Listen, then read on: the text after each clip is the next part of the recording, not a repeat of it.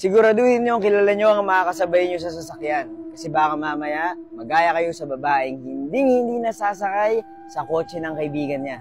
Story time. Tawagin natin yung babae sa pangalang Rina. Nung bata pa siya, lagi siyang sumasabay sa kotse ng kapitbahay niyang si Tin papunta sa eskwelahan. Luma na yung kotse nila Tin, pero napapakinabangan pa naman. Si Rina, tahimik lang sa kotse, pero palagi siyang bumabati ng good morning. Kasagot yung kuya ni Tin ng good morning din. Tapos ngingiti naman yung lola na nakaupo sa likod katabi ni Rina. Pagkatapos nito, sasabihan ni Tin si Rina ng pakilak ang pinto. Ganun lang sila araw-araw papasok ng klase. Hanggang sa isang araw, nakalimutan ilak ni Rina yung pintuan ng kotse. Ako nga pala si Budget, mahilig ako mag-story time. Kung di nyo pa ako pina-follow, follow nyo na ako. Sa isang stoplight, may isang batang kalye na bigla na lang binuksan yung pinto. Buti na lang, nasara kaagad ni Rina. Nakonsensya si Rina sa hindi pag-lock ng pinto. Kaya pagdating sa school, kinausap niya si Tin para mag-sorry. Tinanggap ni Tin yung sorry at biglang napakwento si Rina. Kinabahan tayong lahat, pero yung lola mo, kalmado lang sa likod katabi ko. At dito, kinilibutan si Rina sa sinabi ni Tin. Sabi ni Tin, dapat talaga ibenta na namin yung kotse na yan.